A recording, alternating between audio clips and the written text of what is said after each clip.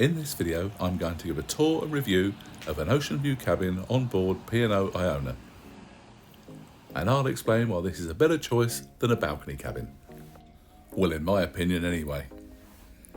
Our cabin was 624 on the 4th deck. And the first thing to notice is how spacious this cabin is.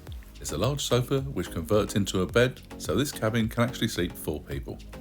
And in this cabin, the bed is over by the window. However, in others, it'll be swapped with the sofa.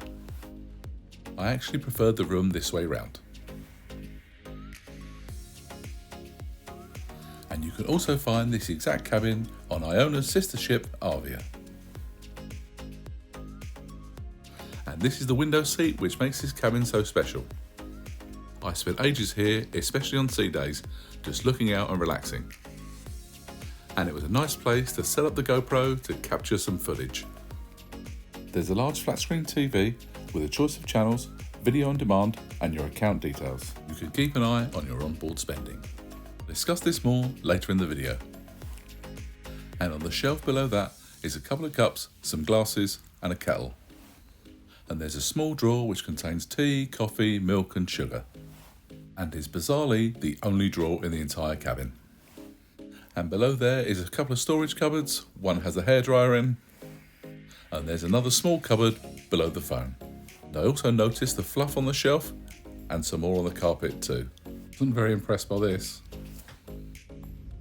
By the side of the mirror is a couple of storage bins for loose items. And tucked behind the kettle are the light switches, 2 UK plug sockets and 1 European socket. And below this is a handy little fridge. And when you get on board and in each evening, you'll get a copy of the Horizon, which will be your daily guide for all the activities and events happening on board the ship. Unfortunately, P&O don't have an app, so it's a good idea to either take this with you or take a photo of it so you can see it on your phone.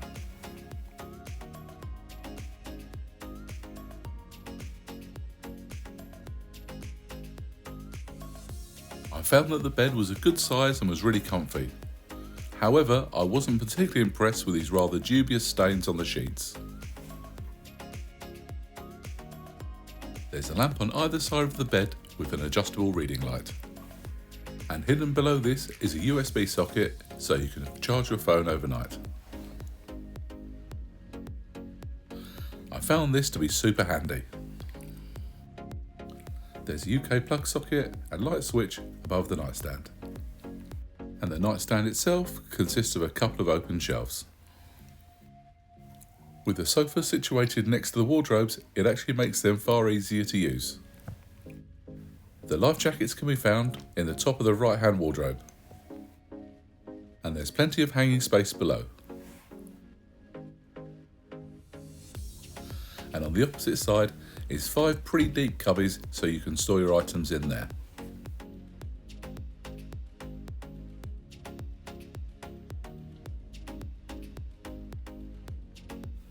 There's also a safe which you could get an iPad in, and some more hanging space here too. And if you need some dry cleaning done, you can also arrange this in your cabin. I found the prices of these to be fairly reasonable. The lights in the cabin are operated by putting a card into this socket, however it doesn't have to be your cruise card. And there's also 4 coat hooks on the opposite side.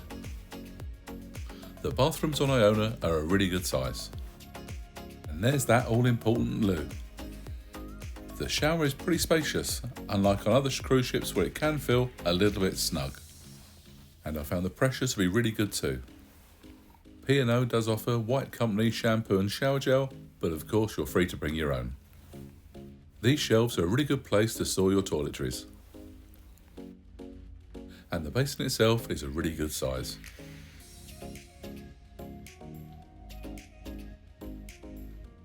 You can obviously have fresh clean towels every day, but if you want to do your bit for the environment, just hang them up to dry.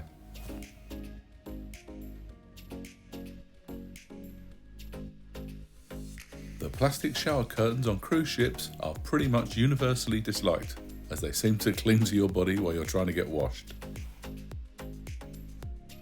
There's no issue with that here, as there's a proper shower door and that opens both inwards and outwards too.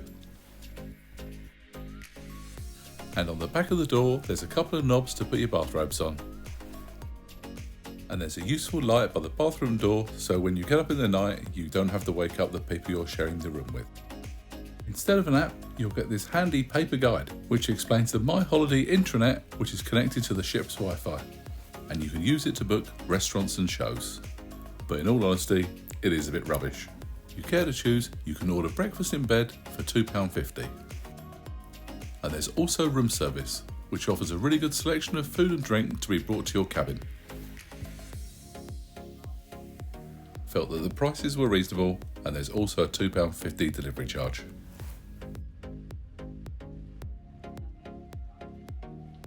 After a busy few days in ports, on our final sea day we decided to have for breakfast in bed. The food arrived bang on time. The croissants, fruits and juices were absolutely delicious. And now I'll quickly run through some of the things that you'll be able to do via your television. Firstly, there's the map so you can tell where you are, and there's also the weather, which on our cruise looked like this most of the time. And there's also the very important medical and safety information here.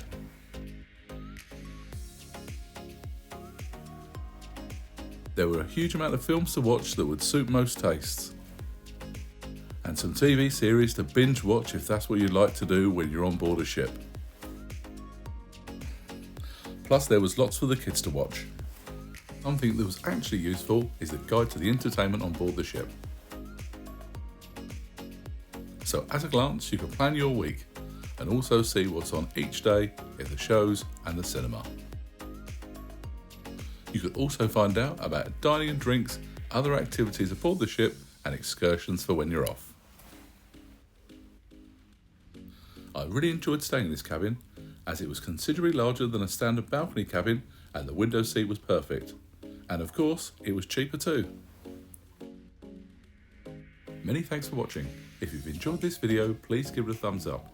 And if you haven't done so already, please consider subscribing with the notification bell on, as I'm going to have lots more video of my amazing cruise to the beautiful Norwegian fjords.